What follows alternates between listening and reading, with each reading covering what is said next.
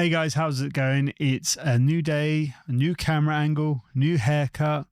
Birds are singing, it's sunny outside, and HK have just released the Polar Mark II, which I think might be an amazing tower system if you're any small bands looking for a compact, precise PA system that doesn't take up a whole lot of space. This might just be the one. Let's jump into it. Let's have a look, see what we think about it. So if you know anything about this channel, you've probably seen that I do quite like HK products. I never managed to get my hands on the Polar Mark 1s to try, but I had heard them a few times. They did sound really good.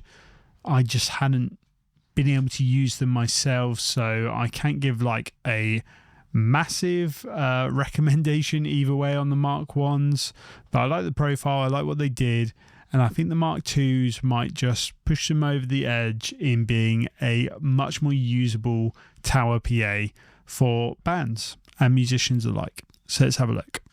So we've got the next generation. We've got the Polar 10 and the 12, both in black and white. So whatever your preference is, the 10's obviously quite a bit smaller. So if you're looking at more acoustic setups, I'm thinking like folky type things, maybe country where you haven't got huge amounts of electric guitar on the go or loud drums. The 10 might well do you. And the 12 is probably the sweet spot. I would still probably tell everyone to get the 12 if they can, but the 10 is quite a bit cheaper. And if you're a solo artist, duo, then maybe shoot a 10 a go. A 10 might do the job and save on space and save on money. But let's have a look a bit further. You've probably watched this video. Unfortunately, it's all in German, as most HK things are, but you do get a really good look. Hallo, mein Name ist Reimal. Hello. Yeah, so it's all in German. You do get a good look on the size differences. So I'm guessing we've got the 12 on the left here and the 10 on the right. And these aluminium houses for the tops just look really quite impressive. The triangular shape, obviously we know triangles are really, really strong. That's really going to help it be rigid if someone did push against it. And I actually think the pin system that they use going into the base seems really, really secure, because not only does the housing slot in, but the bolts slot up from the bottom. I don't think you're going to have any issues of this wobbling. It does have the downside though that it isn't using a pole, so you can't just go out and grab a new pole. If something were to break, you would have to find another infill section. Now, one of the big differences on this new system, and they just showed it, is it's got Bluetooth 5.0, really solid Bluetooth connection, which allows you to connect both speakers in stereo. So if you've got two speakers on either side, you can connect to them both as a stereo setup just from your Bluetooth connection. Now, I think that's a great thing to add, because a lot of bands are doing their own DJ in between their sets, and as part of that, they are running their iPads, their laptops, whatever it may be, into their speaker system, probably through the desk. But if you can run it straight to your PA system, you cut out the middleman, and that means that when you go to pack up, you can just pack up all of your desk, all of your stuff all away, and just leave the two columns there running off of Bluetooth off of your iPad. And the other really nice addition from this, if you are using an iPad or iPhone for that, or any kind of tablet or phone I should say, is that it has a USB-C output, so you can power those things through the speakers themselves, which makes them pretty useful really in terms of that. I can imagine, I don't think any DJs would be using these by themselves, but you possibly could just, you know, if you were being cheeky, iPad straight to the speakers. The sub seems really light. They've opted for, I think you can see it here, but they've put the handle, let's get in there, so go away. They've put the handle now on the bottom of the sub. It used to be on this kind of standout plate that came out the front. and it was just a bit awkward for stacking these things together because you always had that little stand out the front, made them that little bit bigger than they needed to be. Yes, it stopped them from toppling, but I think this placement for the hand grip on the bottom is pretty ideal. So you've got one on the bottom, one on the top. Should be pretty easy to move about. I think it's let me double check, but I think it's about 20 kilos, that bottom section. Let's have a find out.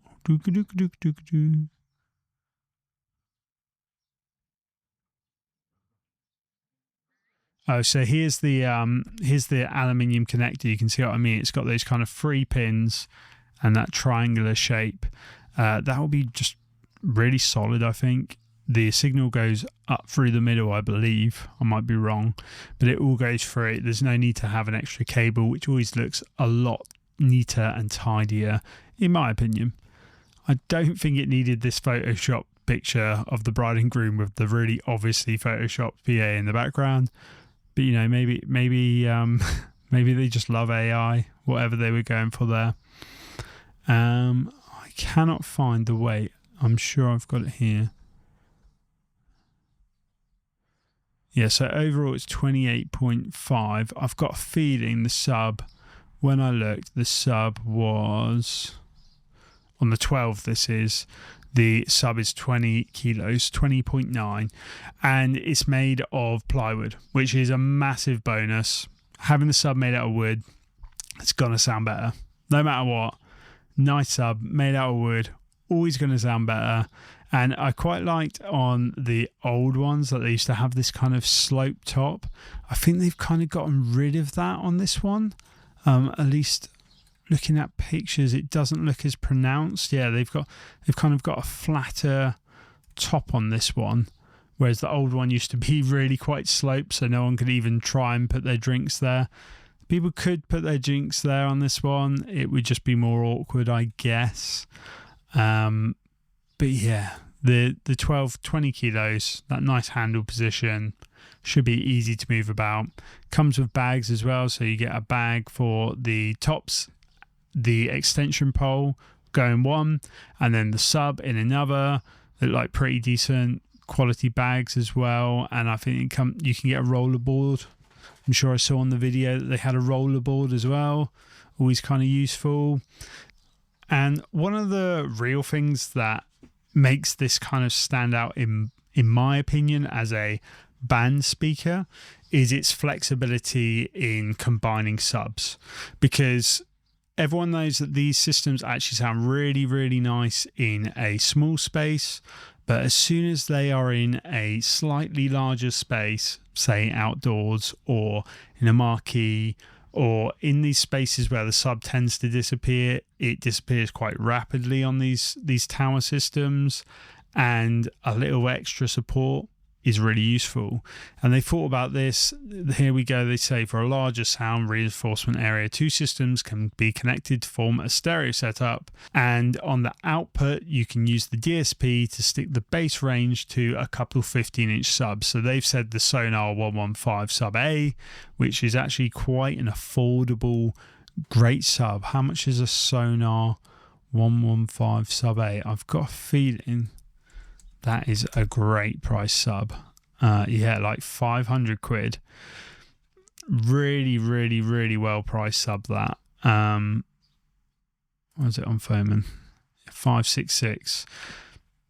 So for an extra grand, you can kind of get a good whack more output out of your system just by sticking 2 subs next to it. Means you don't always have to carry the subs, but you could have the subs. And if you've already got a 15-inch or 2 15-inch subs, you could keep those and just have them as backup. That's something I might well consider. I'm kind of tempted by these PAs. I'm tempted to grab a couple, see what they sound like, have a go on them, and I can always run my RCF sub as an extension if it's needed. I actually think the RCS would function quite well like that. Maybe the Sonar 115s would be better in some ways in that it's been matched for that, but I'm pretty sure the RCF would keep up. Now, one big factor that has made me really like these Polar systems is they do have a built-in mixer. It's somewhat limited. You get 2 XLRs, 1 instrument, and your Bluetooth / I think it's a dual phono input, which is a little bit odd. The DBs, the ES503, no, not the 503, the 802s, also opt for phono input, which is really strange to me. I'm guessing it's because the mix output would be the right channel of that input, but actually that doesn't work in the ES802. You have to use the jack input to get the XLR output. So I'd hope that isn't the case here, but in reality I think most people are going to be using these for Bluetooth anyway, so it's probably not that much of an issue. But just having this limited amount of mixing ability means that if you are a soloist, a duo, you're doing an afternoon acoustic, that kind of vibe, you've probably got enough channels. 2 mic channels and a guitar channel will probably do you all day. And I think there's even phantom power on the mic channels.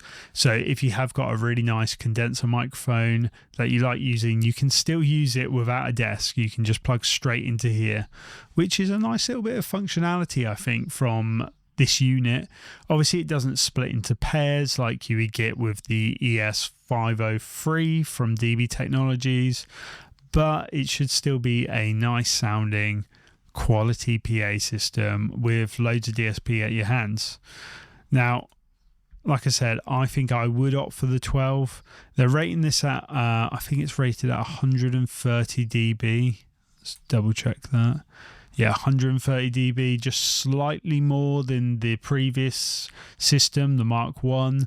But I actually think that HK are quite, what's the word? They hold back a bit when they're talking about their sound levels. They're not trying to overemphasize it like some people. And I find these to be louder than other speakers that people would give the same rating. So for example, if I had a Mackie speaker that was rated at 130 dB, I think the HK would be louder than the Mackie, even if it were rated the same. That doesn't necessarily mean it is, but perceivably that's what it feels like to me whenever I've compared these things.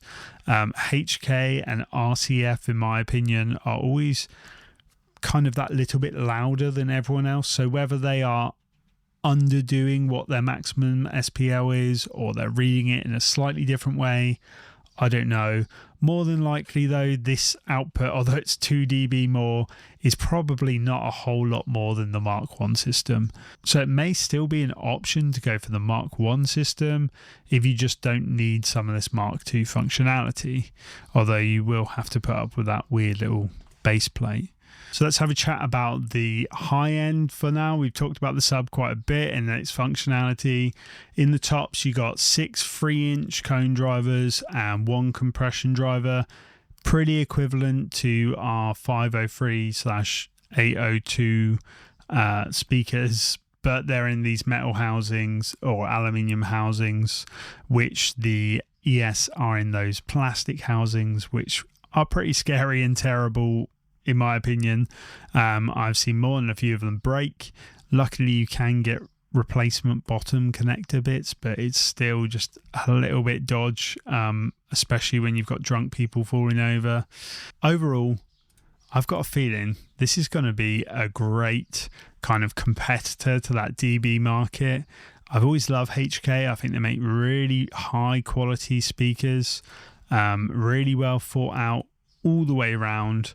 I think this could be great. I kind of always wanted one of their Elements range speakers. I never got my hands on one. I never even got to try one. I saw one in the wild once. I'm guessing they just didn't sell very well. But this Polar system obviously is taking quite a bit from that Element system. And at $299 a speaker, it's pretty tempting, you know. 1,800 quid, you've got the cases included and you've got 2 speaker systems. I I would be really, really, really tempted with this. Yes, it does put it in the range of the ES1002, but that's a much bigger speaker. It's still cheaper than the EV. I don't know. I'm not like this is the best thing ever, but I would really like to try it. That's my opinion on this. I think this looks like a cool speaker. I would really like to try it. I hope it would be better than the DB Tech. I mean, it is quite a bit more money than the DB Tech, so I really hope it would be better. But I kind of think this would suit me quite well. This might be the next purchase. That's a decision I'm going to have to make, I guess. If you want to know more about some HK speakers that I really do rate, I'll stick that here. That's the Pro range. I think they're really great. Up here, I'll put my review of the ES system, which I think is another great column. Subscribe over here. And until next time, I'll see you later. Cheers.